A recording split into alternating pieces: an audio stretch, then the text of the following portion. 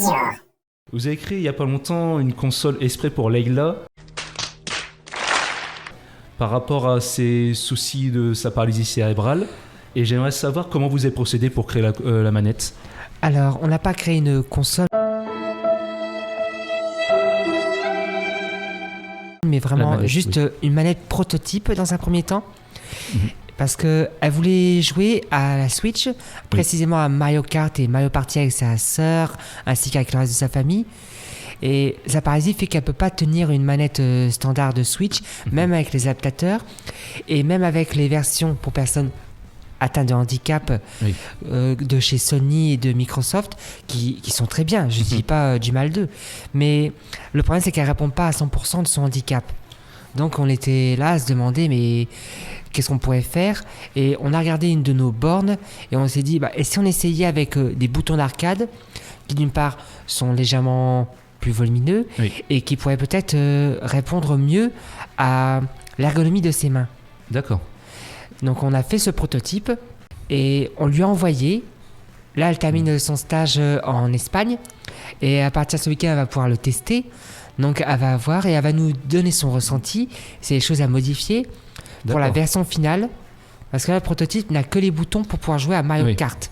Donc le nombre est limité. Et la version finale aura toutes les commandes pour jouer à la Switch. D'accord. À tous les jeux de la Switch, mais pas la Switch 2. Là, c'est pas encore compatible pour ça. D'accord. Et justement, c'est vous-même qui avez trouvé les composants et tout ça pour l'adapter, cette manette? Pour la plupart, oui.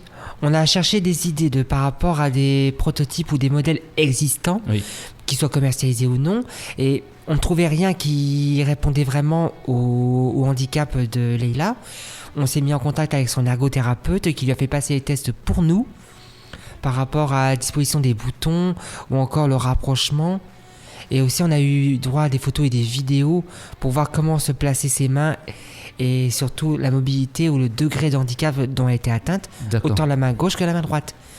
Donc on a adapté les commandes, mais aussi à la sensibilité et la résistance. C'est vrai qu'après ça, c'est aussi important parce que pas pour que ça réponde bien, parce que t'as qu'à des réflexes que nous on n'a pas, la façon qu'elle joue et tout. Voilà. Du coup, c'est vrai que la sensibilité, ça peut jouer énormément. Et sinon, du coup, cette manette, c'est juste un modèle unique ou vous avez prévu de l'adapter pour plusieurs enfants qui sont dans le même cas? Alors, on pense qu'elle pourra être adaptée pour plusieurs enfants, enfants et adultes bien sûr, atteints de handicap au niveau de la motricité des mains. On espère que cette manette répondra à leurs besoins autant que ceux de Layla. Oui. Et on espère aussi répondre à d'autres types de handicap, quitte à refaire une autre manette pour d'autres personnes dans le besoin. D'accord. Parce que, comme on avait dit aussi, il y a différentes maladies, c'est un peu compliqué de s'adapter à toutes. Oui.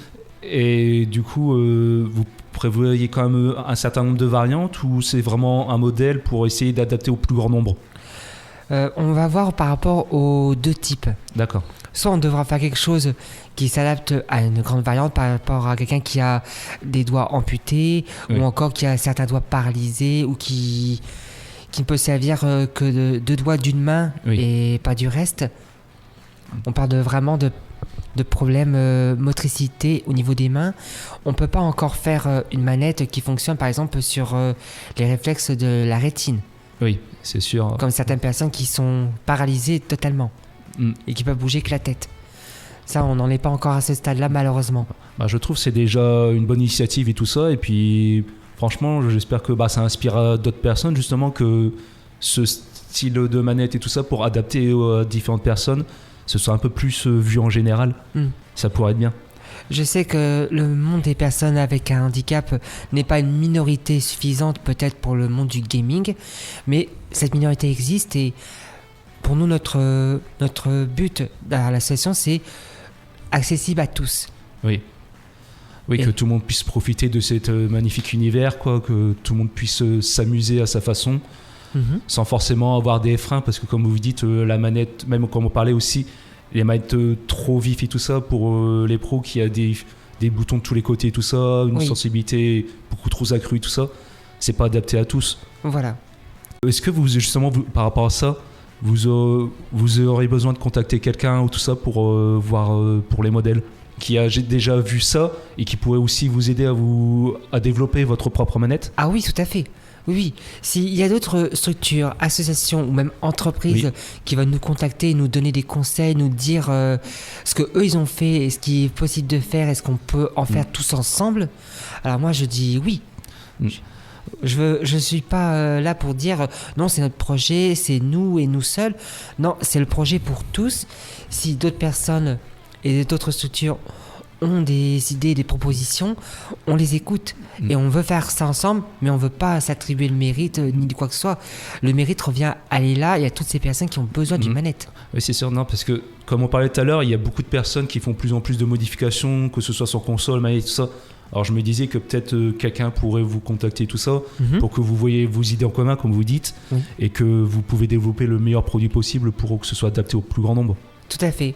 Je sais que la manette ultime adaptée pour tous, ça n'existe pas. Oui. Et ça n'existera sûrement pas de mon vivant, mais j'espère contribuer un peu pour Leila et d'autres personnes. Je le répète, mais ça reste un très beau projet, parce que moi-même, comme je vous ai parlé, j'ai mon frère qui a eu aussi des soucis par rapport à sa maladie, la maladie d'Hunter, et je sais que c'est pas toujours facile pour lui de jouer sur la manette classique. Et justement, ce type de projet, je trouve que ça devrait être beaucoup plus mis en avant, et puis qu'il y ait beaucoup plus de personnes qui ont les initiatives comme vous d'essayer d'améliorer cela, quoi. Sinon, vous avez quelque chose à ajouter pour la manette en général ou... Pour la manette, j'espère que les essais seront concluants pour Leila quand elle l'essaiera. Je ne parle pas d'un essai de 5 minutes, mais de plusieurs parties, de plusieurs games. Et quand elle arrivera première au bout de la ligne d'arrivée, qu'elle dira « il faut améliorer ça parce que ça, franchement, ça me saoule », moi, je veux le savoir. Je veux qu'on fasse quelque chose de vraiment adapté pour elle. Mais je me dis que si c'est nickel et que c'est adapté pour elle, ça aidera d'autres enfants qui ont un handicap similaire au sien et peut-être même votre frère. J'espère donc qu'on pourra produire une manette pour lui aussi. J'espère aussi, en tout cas moi je souhaite. Et ce serait bien, c'est que par la suite, il y ait aussi justement une compétition. C'est-à-dire vous voyez les compétitions et tout ça, l'e-sport, qui est une catégorie justement pour ceux qui ont des manettes qui puissent s'y intégrer aussi. Je trouve que ce serait bien aussi en voir. Ce serait intéressant, oui. ce serait vraiment magnifique en tout cas. C'est ce que j'espère par la suite, c'est la finalité, c'est que vraiment qu'il n'y ait plus limite, qu'ils puissent aller au bout, quoi. Faire tout ce qu'ils veulent et tout ça pour profiter.